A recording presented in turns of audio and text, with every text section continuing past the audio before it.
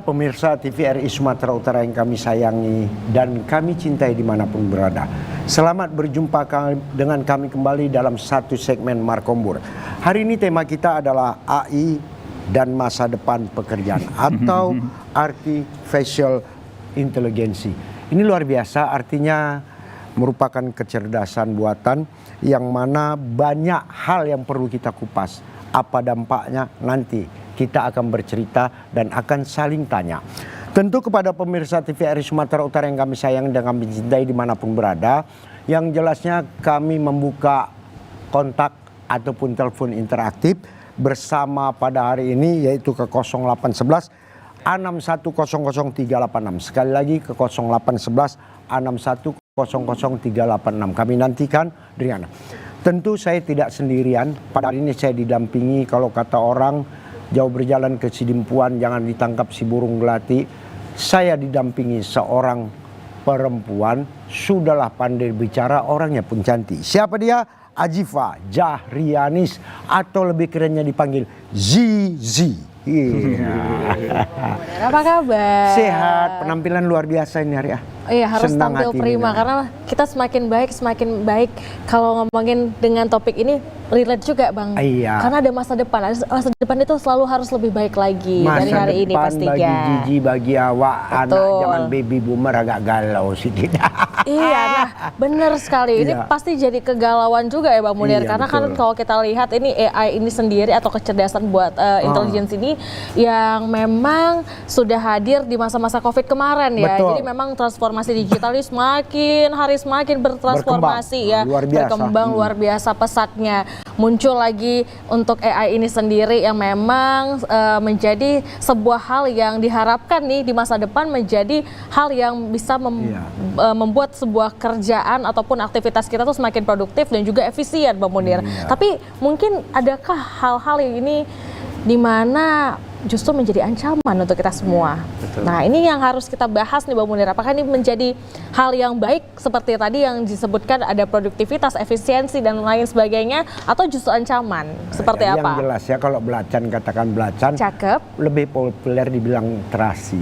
Walaupun di sana sini ada zaman, semoga tercipta yang namanya solusi. Betul. Itu paling penting kita. Cocok. Macam awak tadi kan anak zaman baby boomer. Mana aku bilang AI, tapi ku bilang AI aja lah. Nggak apa-apa. Yang penting kan pemirsa di rumah mengerti ya. Yang penting itulah kosakata bahasa Indonesia tetap kupahami dan menjadi pakem bagi aku. Oh, kalian membilangnya AI. Data aku bilangnya AI. Nah, itulah dia bedanya baby boomer dengan anak dunia zaman Z. Tapi kan kalau ditulis kan benar, memang tulisannya A sama I, benar kan? Betul, Gak salah dong. Oke Bang Munir, kita sudah hadirkan narasumber di sini. Ada siapa kali ini Bang Munir? Silakan diperkenalkan. Tentu tak lain tak bukan anak muda yang piawai, cukup ganteng. Cukup aja gantengnya. Iya. Kalau ketam si batang ketam, jangan tetak si batang geragi. Kalau sudahlah pakai t-shirt warna hitam, tak kalah gantengnya dengan Thomas Jorgi. Siapa dia? Yaitu Adinda Fadli Jufwari. Ya, ini luar biasa, merupakan penggiat digital. Selain penggiat, beliau ini jangan takut, tidak akan ada kena hacker. Karena kenapa? Beliau begitu tidak di hacker, udah ketahuan. Ayo ya katanya. Atau jangan-jangan dia hackernya juga? Ya, enggak. Oh enggak ya? Jangan. Oh bukan. Baik. Kemudian ada lagi satu yang nggak bosan-bosannya sama kita, yang paling setia sama kita, yang senantiasa dari menit to menit memperhatikan situasi perekonomian Sumatera Utara, yaitu pengamat ekonomi kita Bapak Gunawan hari ini bersama kita. Luar biasa, kalau dikulum batang dikulum, jangan dikulum si batang manggis. Kalau udah bapak kita ini senyum-senyum, wah begitu senyum ku tengok tambah manis. Luar biasa loh kalau ya. Diabetes loh, jangan sering lihat. Iya ganteng, makin ganteng dengan penampilan. Ini hari luar biasa lah, udah kayak di hospital gitu. Kenapa gitu? Putih-putih. Untuk nggak diambil alih. profesinya itu. Iya pula ya Bang Munir. Baiklah. Dan kami juga mengundang pemirsa di rumah nih untuk dapat bergabung di telepon interaktif kita di 081161000386, 081161000386. Kami menunggu pertanyaan dari Anda, tapi sebelum kita tunggu pemirsa di rumah ikut gabung, kita dua nanya-nanya. Kita lah tanya-tanya dulu. Betul, kan gitu Bang ya, Munir. alhamdulillah. Baik. Awak tengok. Apa tuh? Padli agak bingung juga dia. Iya. Tegang kali ya. Jangan tegang-tegang. Selalu aja enjoy Nanti dulu aja. pertanyaan terbaik Bang Munir biar lebih rileks. Ya tentu silakan dulu kepada adikku Gigi untuk menyampaikannya. Karena biar nampak wacananya agak berubah sedikit. Oke, baiklah, demikian ya. Baik pemirsa di rumah, kita hari ini membahas topik menarik terkait dengan AI dan juga masa depan pekerjaan. Seperti apa? Apakah mungkin ada produktivitas yang efisien atau mungkin tadi ancaman? Tapi sebelum kita bahas demikian, mungkin kita boleh sedikit membahas, mengupas seperti apa sih AI, kehadiran AI ini sendiri ya. Apakah ini sudah dijalankan di masyarakat umum Sumatera Utara atau seperti apa? Mungkin Bang Fadli boleh menceritakan seperti apa nih keluh kesah ataupun kisah-kisah nih selama menjadi digital marketing. Silakan. Ya kalau di kita sendiri itu AI sepertinya udah menjadi, kalau dibilang kebutuhan masih beberapa segmen yang pakai itu. Tapi kalau di kita untuk menjadikan itu lebih efektif kita pakai AI untuk digital marketing itu. Karena kenapa? Karena di situ ada optimasi data, di situ ada misalnya untuk kebutuhan analisa. Di situ juga ada kebutuhan misalnya untuk proses kreatif. Jadi kita secara digital marketing biasanya kita udah mulai pakai AI untuk kebutuhan-kebutuhan itu dalam misalnya memasarkan produk-produk kayak misalnya seperti itu. Kemudian kalau misalnya cerita digital juga untuk AI, sekarang kan udah Internet of Things, IoT. Kita juga misalnya pakai kayak format-format seperti tools-tools ChatGPT yang biasanya kita pakai untuk proses kreatif memasarkan produk-produk. Nah, kalau cerita mengenai AI perkembangannya, setelah COVID kemarin dampaknya udah makin luar biasa. Karena setelah COVID kita dipaksa untuk digitalisasi. Paling gampangnya itu kayak misalnya sekolah-sekolah udah harus Zoom segala macam. Dari situ aja kan kita udah bisa tahu bahwa digital itu sekarang udah jadi kebutuhan mendasar. Dari situlah karena kita udah tahu digital kebutuhan mendasar, AI ini melengkapi untuk proses optimisasinya. Jadi dalam artian bahwa AI ini bisa membantu jika SDM yang menggunakannya juga harus bisa mengimbangi.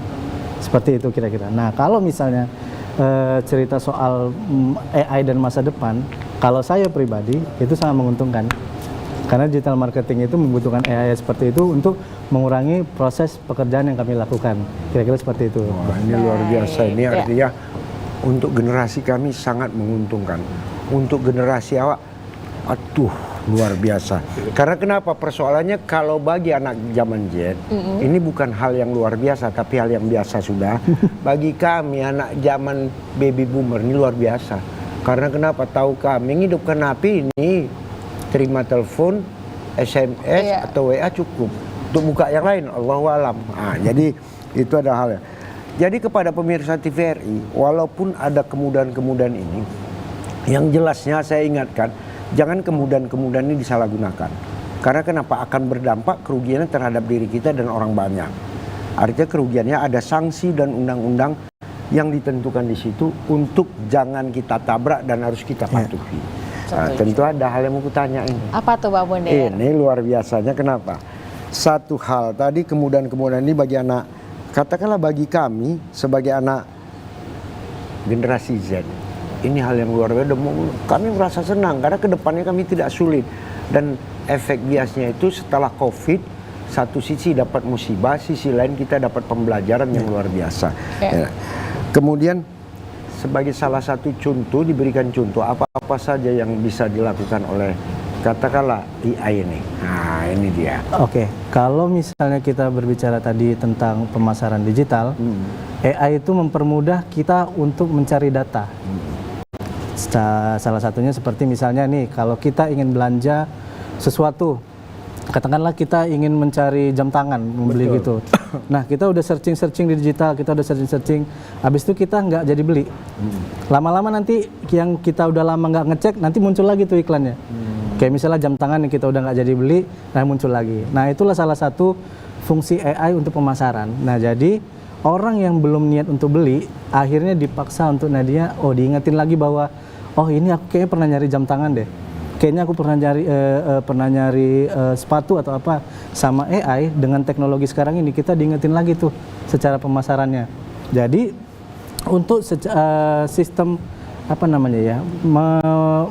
membuat target market ini lebih pas, AI saya sarankan lebih dipakai lah untuk lini bisnis. Jadi artinya bagi masyarakat apapun yang dibutuhkan tidak sulit untuk mencarinya. Iya. Buka aja pasti dapat ditemukan. Betul. Tinggal tergantung koceknya cocok apa enggak kan gitu kan ini ya. Iya. Kepada Bapak Gunawan dulu kutanya ini. Nah ini agak nanyanya begini Pak. Di dalam kapasitas ini kan ada dampak. Katakanlah kami generasi baby boomer kebanyakan dengan sistem manual aja pandi kami. Begitu masuk digital, IT dan sebagainya mulai galau kami. Dengan adanya AI ini, apa nggak mempunyai dampak terhadap lapangan kerja? Oke. Nah ini dia.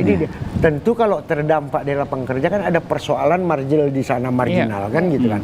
Silakan. Gini dia Bang Munir. Ini Jadi kalau kita bicara AI, ya kan ya, artificial intelligence, dampak yang paling buruk terhadap lapangan kerja tuh ya nyata, gitu loh. Contoh nih ya, contoh. Bang Munir pembawa acara nih, ya kan ya.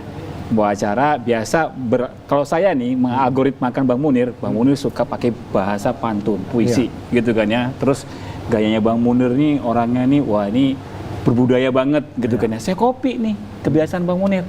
Saya coding nih. Saya ketik gitu kan ya. Saya ciptakan bukan Bang Munir, tapi saya ciptakan sebuah program wajah-wajah Bang Munir, tapi gaya bicaranya Bang Munir, tapi itu bukan rekaman Bang Munir. Jadi pada saat saya suruh program itu untuk bekerja, ayo jadi presenter bisa seperti Bang Munir. Nah, itu artificial intelligence yang udah ada. Bang Fahmi nih, penyanyi nih, gitu kan ya. Dia kan bagus tuh suaranya, gitu kan ya. Tinggal copy. Ya kan, ciri khas suaranya seperti itu, gitu kan ya. Gaya menyanyi seperti itu, gitu kan ya.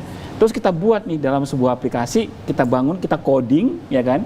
Nanti kita tinggal suruh dia, coba kamu nyanyi deh, ngisi ke TVRI, bilang begitu. Persis seperti beliau. Nah, jadi Bang Fahmi di mana dong? Kan gitu kan ya. Jadi Bang Munir di mana? Kan gitu. Oke. Di pasar keuangan, pasar modal, ini yang saya kembangin sendiri nih Bang Munir. Ya, ini saya kembangin sendiri. Biasanya broker, ya broker itu kan melakukan transaksi jual beli efek, gitu kan ya.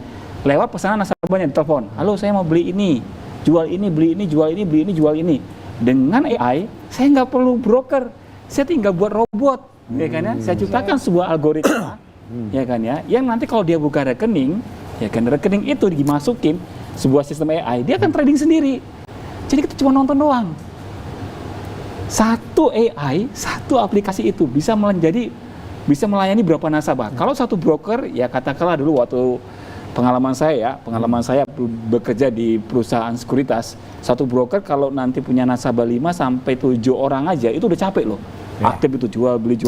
Dengan AI tanpa batas. Ya kan ya, mau siapapun dia, dengan sistem itu semuanya akan bekerja secara otomatis. Nggak perlu lagi yang namanya pekerja. Itu ancamannya Bang Munir. Ini serius loh. Ini serius gitu kan ya. Kalau seandainya AI ini berjalan gitu kan ya, berapa persen nih lapangan pekerjaan hilang? Mungkin 90% ada. Oke, berarti ini ancaman yang besar sekali dong. Itu ancaman yang luar biasa gede loh kalau itu diaplikasikan gitu kan ya. Kalau itu diaplikasikan. Bayangin ya, nih kita bicara brokerage tadi. Satu broker melayani 5 nasabah atau 7 nasabah. Betul. Oke, jutaan nasabah, oke berapa ratus broker. Kan gitu ya, berapa ribu broker. Begitu satu sistem bisa melayani nasabah tanpa batas, berarti kan satu sistem itu sudah menghilangkan pekerjaan berapa juta orang, berapa ribu orang tuh. Bayangin itu, Bang Munir. Bayangin itu. Itu AI itu artificial intelligence gitu loh. Jadi ini bukan ancamannya itu bukan kaleng-kaleng gitu loh sebenarnya gitu kan, walaupun mempermudah pekerjaan. Oh iya jelas yang Abang Fadil katakan itu udah benar itu ya kan, dia sangat mempermudah. Oh iya benar, tapi jangan salah, dia mengancam hampir semua pekerjaan manusia saat ini. Siapa yang diselamatkan? Petani tetap, petani yang punya lahan cabai, bawang, sawah gitu kan. Kenapa? Karena itu belum bisa digantikan AI. Iya, Ya kan ya? betul. Belum ada robot seperti manusia yang bisa mencangkul, Iya, ya iya. kan, ngasih pupuk, nanam, menyiangi, itu belum ada. Belum ada, nggak tahu perkembangan nanti ke depannya seperti apa ya gitu ya. Iya, Tapi iya. kalau misalkan kita nonton film-film fiksi kayak Terminator, itu udah ada robot Udah yang bisa ada, seperti betul. itu. Nah, jangan salah gitu kan ya. Fiksi ini kadang-kadang kita jangan anggap sepele. Iya, Fiksi yang zaman dulu itu kejadian pada hari ini. Iya, Jangan sampai fiksi yang hari ini justru nanti kejadian di masa yang akan datang. Betul. Kan gitu kan ya. Jadi memang ini bukan ini ya, bukan kalau dari bicara size of economy ini bisa menghantam banyak produktivitas tenaga kerja di masa yang akan datang. Banyak banget. Jadi justru kalau kita sebagai ekonom pun gitu ya, kita pun takut gitu sebenarnya. Ada AI gini, penduduknya ada 247 juta di Indonesia. Ada AI, kalau ini hadir semua, wah bakal kehilangan sekitar, ya katakanlah pekerjaan yang ada 100 jutaan. Ini bisa hilang 80 jutaan. Nah terus menghadirkan untuk menghidupkan 80 juta orang ini dengan apa? Kan gitu kan? Ekonomi nggak bisa bergerak dengan cara-cara kayak gitu. Ini tantangan kita sebenarnya. Konsekuensinya adalah mau nggak mau ditekan jumlah angka kelahiran, ditekan jumlah penduduknya. Ya kan itu nggak mudah, Betul. nggak mudah. Jepang lagi ke sana arahnya. Betul. Prosesnya itu penuaan dan generasi barunya itu menghilang kan. Generasi yang belakangan itu juga menghilang gitu loh. Tapi dengan ke AI membutuhkan itu sebenarnya. Artinya apa? AI nggak butuh penduduk banyak, AI nggak butuh orang kerja yang banyak gitu loh. AI hanya butuh beberapa orang untuk mengerjakan banyak kerjaan dalam satu kali bekerja gitu loh. Jadi jangan salah, ekonom gitu kan ya, ada data ini menganalisis itu gitu kan ya. Gampang kalau udah ada AI. Dia tinggal menganalisis sendiri, dia tinggal keluarkan sendiri. Ustadz kita contohkan ya. Ustadz kalau misalkan ada jemaahnya nanya, Ustadz untuk bicara halal-halal suatunya produk gitu kan ya. Rujukannya apa? Al-Quran, Ya, hadis, betul. sunnah ya, Ya. sunnah Rasul. Terus masuk ke jumhur ulama. Ya. Ini fatwa-fatwa Majelis Ulama Indonesia. Baru nanti kalau misalkan nggak ada di tempat ini, dia akan berpikir sendiri. Dia akan menjelaskan, oh menurut saya begini, gitu kan ya, dari pengalaman dia. Dengan AI nggak perlu lagi nih, nggak perlu lagi. Kita tinggal lihat. Bapak nanya apa? Oh saya nanya membeli pakaian dengan apa tanpa bertatap muka langsung dengan penjual, dengan tanpa melihat barang, Iya. itu halal atau haram? Oh, berdasarkan mazhab ini boleh, berdasarkan mazhab ini nggak boleh. Itu semuanya AI bisa gantikan. Ditanya aja ketik dia jawab sendiri. Nah, kalau mau lebih canggih lagi, ketik dia jawab nih dengan ulamanya gitu kan ya, dengan iya. face-nya apa gitu kan, terserah. Mau ulama yang di media ini siapa gitu kan ya, tampilkan aja di depan sistem itu, dia akan jawab. Oh, kalau ada rujukan Al-Quran dia akan sebutin. Oh, surahnya ini, terjemahannya ini, kalau ada tafsiran dia akan sebutin tafsirannya ini gitu loh. Terus tinggal pilih mau pakai bahasa Indonesia, bahasa Jepang, bahasa Inggris, bahasa apa nih. Nah, Iya, itu. betul. Nah, jadi satu ulama, ustadz yang mungkin biasa sering dihadirkan TVRI, misalkan begitu ya, begitu digantikan AI, yang biasanya nih nggak bisa yang hanya bisa pakai bahasa Arab dan bahasa Indonesia, tiba-tiba dibangunkan dengan mengcopy nih kemampuan ulamanya itu, Iya. dia bisa dalam bahasa apapun. Iya. Itulah AI. Inilah luar biasanya bisa dilakukan dalam bahasa apapun. Tapi yang jelasnya banyak yang mau kita tanya. Betul, lagi. Bang Munir. Yang jelasnya kalau kita bilang kerakap batang kerakap, Cakep. jangan diambil si batang mentimun. Cakep. Bercakap kita akan terus bercakap, tapi sebelumnya break dulu kita. Kita dengarkan musik sambil minum ya. Oke, silakan kalau Bang.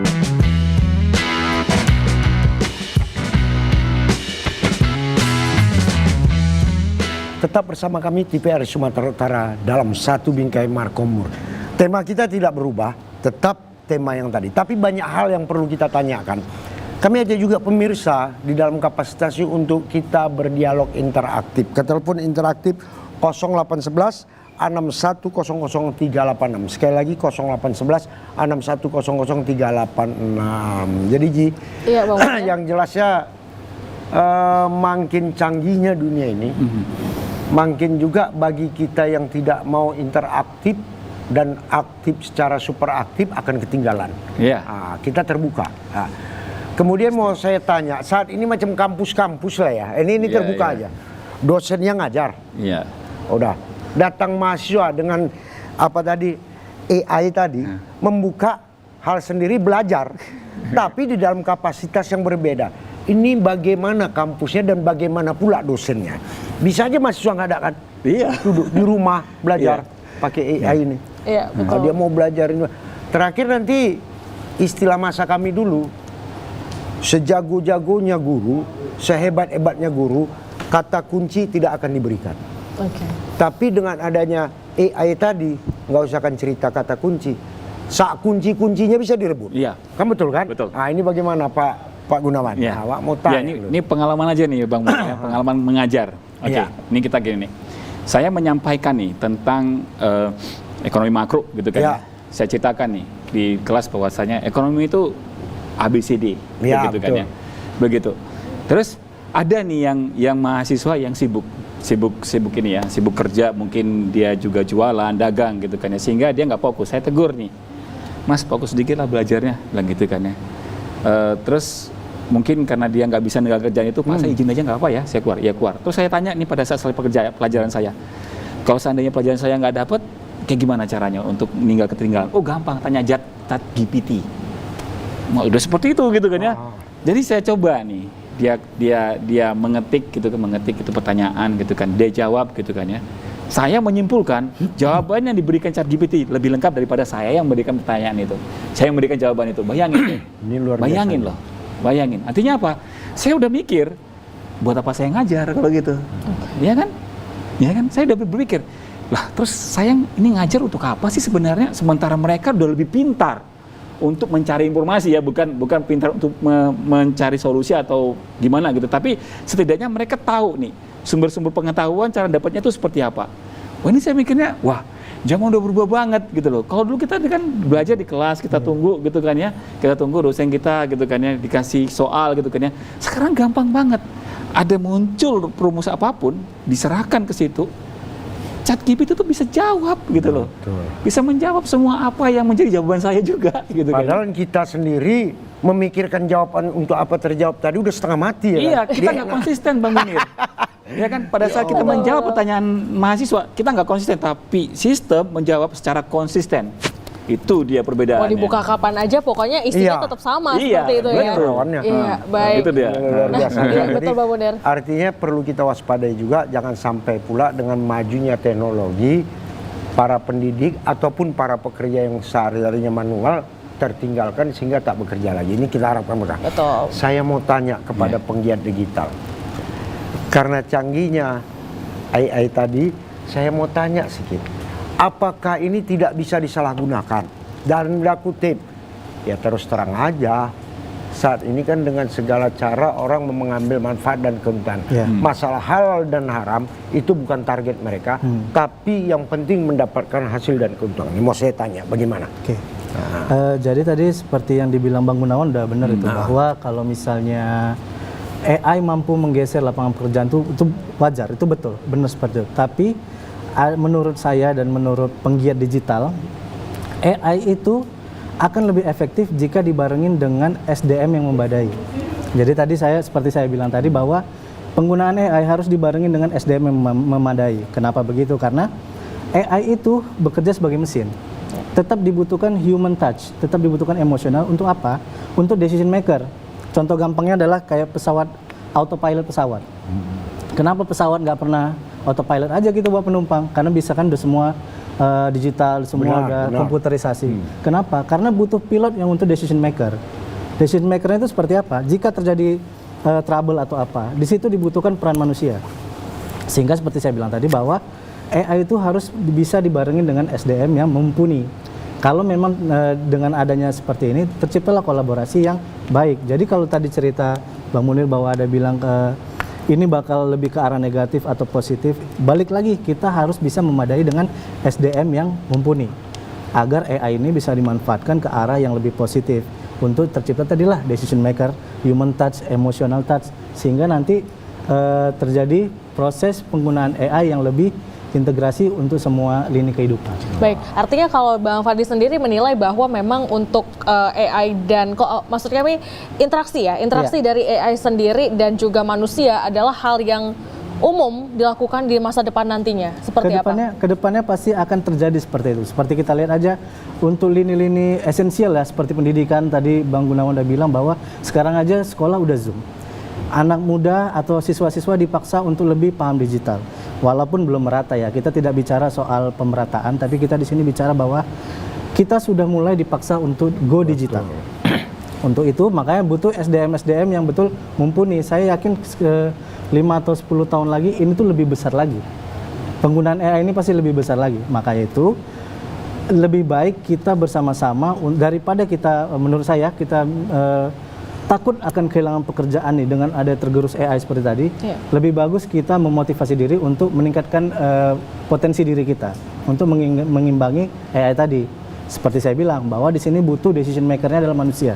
Saya yakin bahwa AI tidak akan mudah tergantikan gitu aja karena masih butuh campur tangan manusia. Gitu lagi. Ini dia. Ya, Artinya campur tangan manusia dibutuhkan, tapi tak maksimal lagi. Artinya kalau tadi bisa dibutuhkan 8 orang, mau nggak mau 2 orang atau 1 orang aja. Yang menjadi pertanyaan, saat ini suka nggak suka, dalam perjalanan kemanapun sekarang, kita sudah tidak lagi, udah banyak masyarakat yang tidak memakai uang tunai. Tapi uang digital. Betul. Tentu ini persoalannya karena adanya teknologi. Betul. Termasuk adanya ini bagaimana pula ke belakangnya nanti fungsi bank. Awak tanya kepada Bang Gunawan ini. Ini jadi sangat gini, rawan nih Bang. Ya. Kalau yang terjadi sekarang, gitu kan ya. Orang kalau udah pakai dompet digital, berarti yang namanya teller, gitu kan. Oke. Kalau user interface yang ditampilkan oleh sebuah sistem aplikasi perbankan bisa menceritakan produk-produk, bisa menjual produk, bisa menceritakan terms and condition dalam suatu produk itu, gitu kan ya. Berarti customer service nggak dibutuhkan.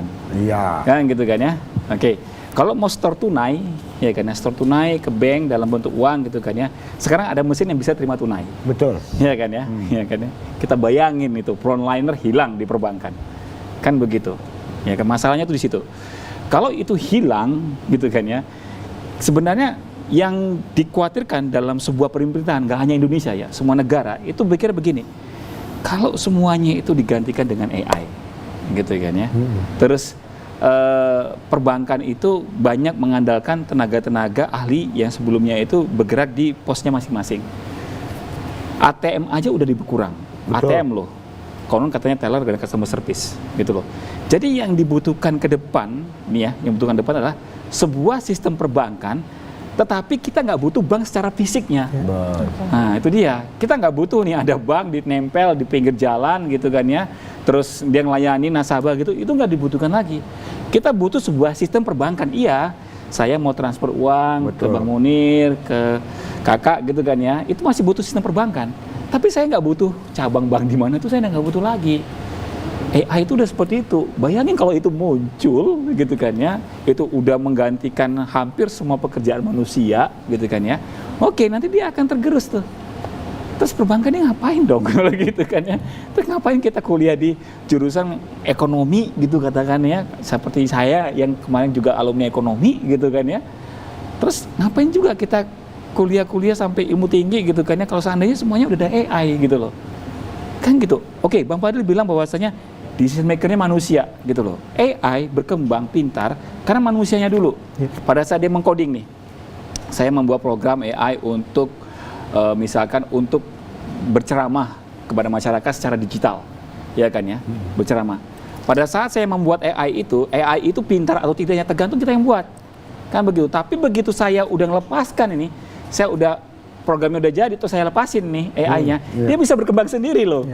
Jangan salah, dia bisa mencari informasi, menggali data, big data, segala macam. Begitu berhadapan dengan pertanyaan baru, dia bisa menjawab sendiri tanpa ada saya. Nah itu dia kan. Jadi proses manusianya itu kalau seandainya dibuat decision maker-nya, ini makin nggak, ya mungkin dalam coding oke, tapi begitu dia udah matur, udah dewasa sistemnya, dia nggak butuh ini lagi. Betul. Bahayanya di situ, gitu. Ini bahaya banget ini sebenarnya kalau saya bilang gitu kan ya. Jadi kalau tantangan saya menganjurkan ya, baik pemerintah daerah, pemerintah pusat ya kan ya, untuk mempertimbangkan ini gitu loh. Ya kan mereka kan pembawa kebijakan gitu kan ya. Oke, ke depan kita nggak bisa mendekat AI, iya gitu. Tapi kebijakan ekonomi apapun yang diambil untuk mengantisipasi AI ini sebaiknya jangan radikal. Artinya tiba-tiba nih 2025 kita semuanya pakai AI gitu kan, menghilangkan banyak pekerjaan, kita papras semua orang yang di bawah ini yang terdampak AI dan kita tidak pekerjakan lagi. Wah, itu radikal banget. Ekonomi akan gelimpang di situ. Tetapi kalau kita perlahan nih, perlahan, ya sudah, itu baru sesuai. Nah, saya yakin nantinya dengan kehadiran AI ini akan diimbangi dengan penurunan jumlah populasi ya, manusia gitu loh. Karena biasanya dengan kondisi yang sekarang, nggak hanya Jepang lah ya, banyak negara itu tren populasinya menurun. Dan saya yakin Indonesia juga akan berhadapan dengan sana. Kenapa? Inilah perubahan zaman yang sebenarnya. Gitu. Kalau saya sih berkesimpulan seperti itu, perubahan zaman itu arahnya ke sana. Gitu. Artinya gimana nih sebagai mungkin kita sebagai individu ataupun masyarakat di luar sana untuk bisa bertahan dengan adanya AI ini sendiri kalau menurut Bang Gunawan? Iya. Nanti Bang, sebentar jangan dijawab dulu. Oke. Kenapa? Paham aku. Gina udah siapa si Gigi udah kepingin kali dia cepat-cepat ini dapat. Supaya kita langsung bisa bahas yang lebih banyak lagi. Tapi sebelum kita jawab ini, kasihan juga adik-adik sebelahnya. Oke. Dan juga biar pemirsa lebih penasaran ya dengan jawabannya. Jadi yang jelasnya banyak hal yang perlu dirumuskan. Kalau kamus, katakanlah kamus, jangan ditangkap si burung gelatik. Banyak yang perlu kita rumus. Kita dengarkan dulu musik, ya kan?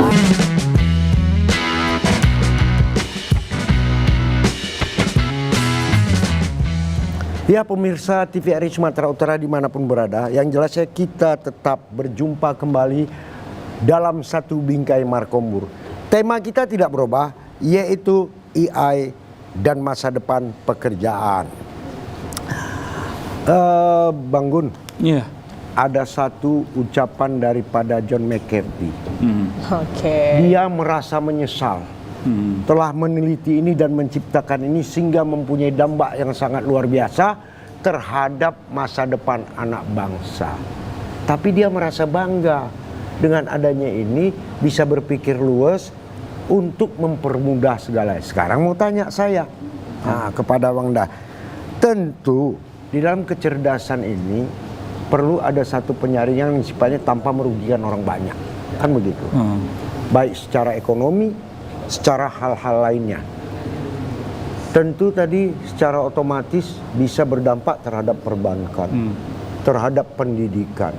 Sekarang di masa yang akan datang, berdasarkan kirka dan katakanlah pemikiran daripada Bang Gun, ini tidak berdampak terhadap lingkungan kehidupan manusia secara bersama yang nanti tidak akan gontok-gontokan. Dikarenakan persoalannya apa? Secara sosialisasi, secara sosiolog, ini akan berdampak terhadap masyarakat yang saling berlomba untuk ini. Sementara lomba pun dia tak dibutuhkan lagi karena ada alat yang bisa menyelesaikan ini. Nah ini mau saya tanya dulu. Jadi kalau tatanan sosial masyarakat pasti berubah. Oh iya, drastis bahkan kalau saya bilang gitu kan ya, itu drastis banget. Saya tuh sempat khawatir juga ya dengan ilmu yang saya punya gitu kan ya. Terus saya coba untuk diperdalam gitu kan. Ternyata AI bisa melakukan lebih dari itu, jauh lebih dari itu, bahkan gitu kan ya, bahkan seperti itu. Nah, interaksi manusia seperti yang dikatakan Kak Gigi tadi dengan AI itu bisa berdampak enggak? Oh bisa, manusia jadi malas. Nah, dia malas, dia nggak produktif. Dia gampang aja gitu kan. Saya butuh barang tertentu gitu kan ya, saya tinggal perintah aja, dia akan sampaikan di sini. Jadi nggak perlu scroll lagi. Di e-commerce ini gitu kan ya, lihat ngecek ini gitu, nggak perlu ya, tinggal perintah aja dia akan munculkan gitu loh ya kan, seperti itu.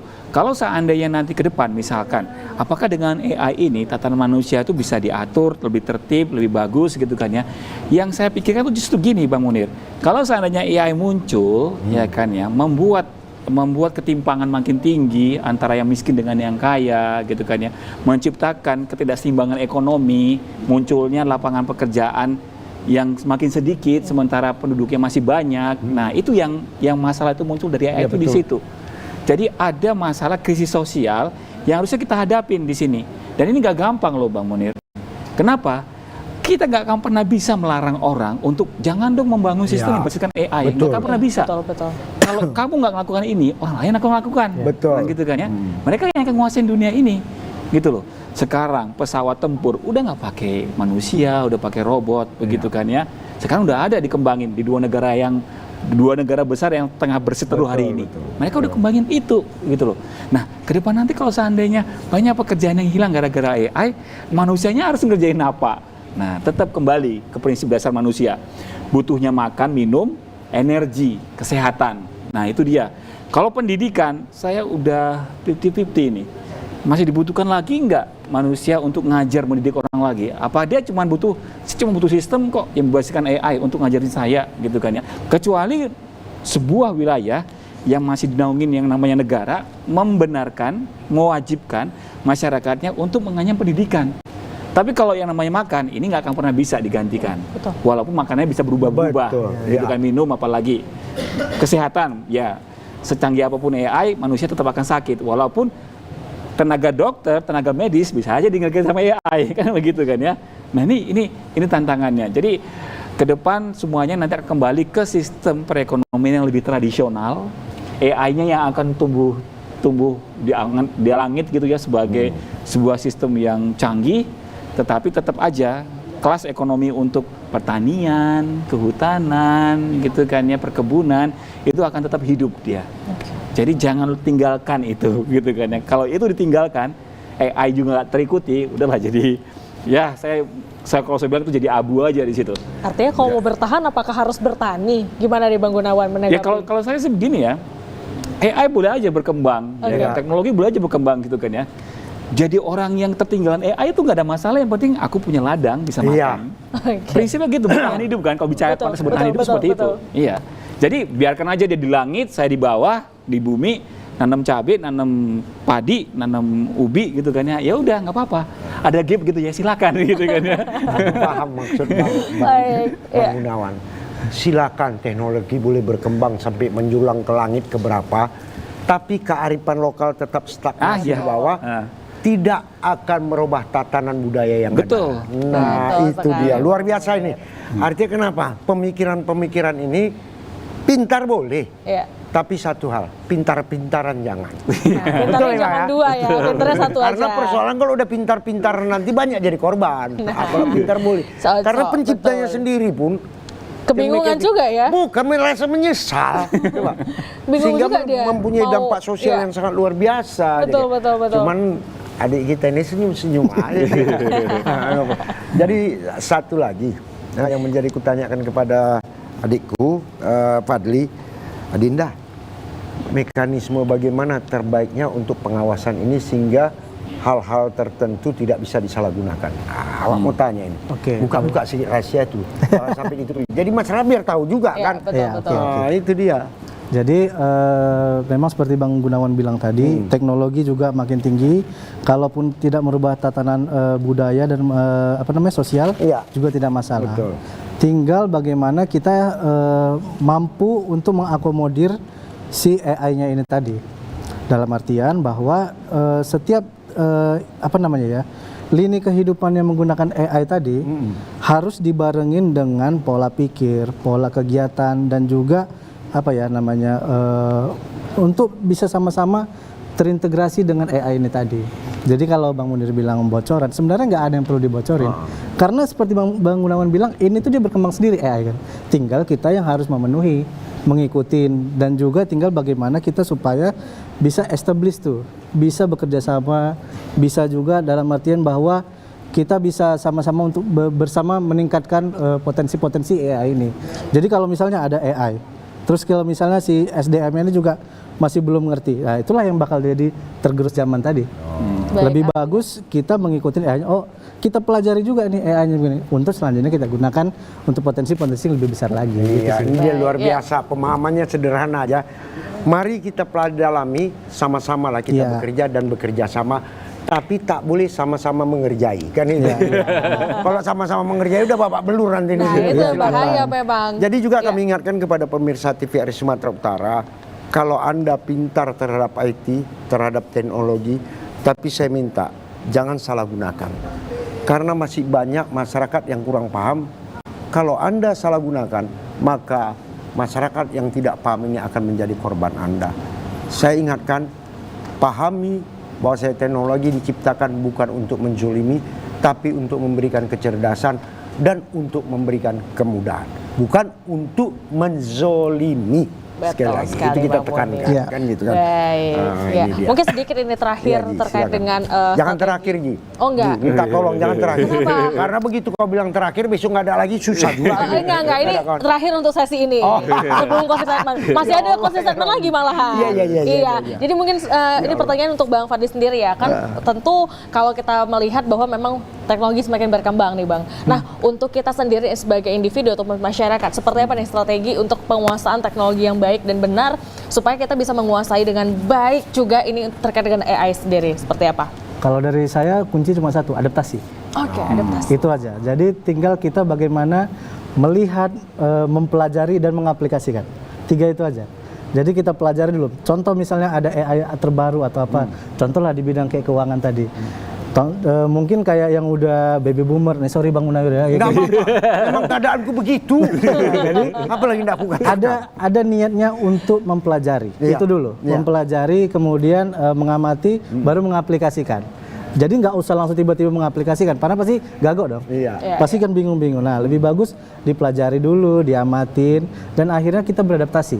Dari situlah baru tadi seperti saya bilang, kita bisa mengikuti, nggak ketinggalan zaman jadinya. Ya, Itu ini dia. dia luar biasa. Jadi dalam kapasitas ini kepada masyarakat Sumatera Utara kami ciptakan untuk pemikiran cerdas. Kami ciptakan edukasi untuk kita sama-sama bisa mengetahui bagaimana yang sebenarnya.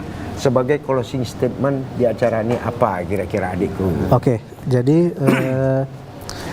menurut saya bahwa AI itu ada sisi buruk dan ada sisi positifnya. Iya. Pasti, semua juga pasti begitu. Tinggal bagaimana kita mampu untuk mengakomodir penggunaan AI ini. Tidak semua AI ini harus diaplikasikan dalam hidup kita. Contoh kerohanian, Ya. nggak seperti itu ya. Itu kan memang pribadi kita, tidak perlu lagi AI segala macam. Dari situ kita bisa percaya diri bahwa aku masih bisa sendiri tanpa kebutuhan AI. AI itu hanya mendukung. Ya. Tetap kalau saya balik ke statement saya bahwa tetap butuh human touch, emotional touch, dan juga decision maker dari si manusianya. Baik. Jadi intinya percaya diri dulu. Jangan dengan adanya AI jangan langsung aduh ini gimana, tapi kita harus bisa membuat sesuatu yang bisa mengimbangi AI. Iya. Kepada Bang Gun, 1 menit ke depan silakan Iya. closing statement. Gini, kalau misalkan berhadapan sama AI gitu Iya. kan ya, simple aja, tinggal pilih aja. Kalau misalkan terkait dengan pekerjaan, ada hanya sedikit lowongan pekerjaan. Pekerjaan yang berhubungan dengan AI, ya kalau mau gabung di situ silakan, ya kan ya. Pekerjaan yang memenuhi kebutuhan dasar manusia, pangan, ya kan ya. Pekerjaan yang menjadi pendamping manusia itu energi. Iya. 3 ini aja, gitu kan. Selebihnya nih, ini 2 ini bisa dilakukan secara tradisional. Selebihnya nih, kalau yang masuk ke sini, ini semua lapangan pekerjaan bisa digantikan sama AI-nya. Gitu. Jadi orang yang bisa survive, ya di 3 ini, 1 ngembangin AI, Iya. 1 petani, 1 orang yang menyediakan energi. Nah itu aja sih. Nanti kedepannya tuh seperti itu. Kalau yang lainnya, ya kita lihat. Kalau saya lihatnya nonsens itu loh. Kalau ada AI ini, gitu kan. Semua akan tergantikan gitu loh. Ya. Alhamdulillah ini Terima luar biasa kasih. pada hari ini yang jelasnya semuanya dapat kita pahami. Ya. Satu ingatan bagi kita bersama, teknologi adalah merupakan pendukung untuk kecerdasan dan kemudahan bagi kita. Jangan sekali-sekali salah gunakan. Yang jelasnya teknologi diciptakan untuk mempermudah kinerja kita dan memberikan kecerdasan bagi Betul. kita bersama. Pahami, itu dia. Tentu saya Haji Munir Nasution mengingatkan, kalau belah batang dibelah, jangan dibelah si batang jati. Tibalah saatnya kita berpisah, tapi tak bolehlah berpisah dalam hati. Akhirnya, dan rekan saya Azifah Jarianis. Bagaimana Ji? Silakan lanjutkan. Baik, dan tentunya kita mengucapkan terima kasih ya Iya. kepada kedua narasumber kita yang sudah Iya, hadir amin. dan Sama-sama. berbagi bersama Iya. dengan kita, mencerdaskan kita juga bersama-sama terkait dengan topik menarik kita hari ini, AI dan juga masa depan pekerjaan. Akhir kata, kami berdua pamit undur Iya. diri. Terima kasih atas perhatian Anda para pemirsa di rumah. Dan untuk menutup perjumpaan kita pada sore hari ini, terimalah persembahan lagu dari Follow Band. Wassalamualaikum warahmatullahi wabarakatuh. Selamat sore.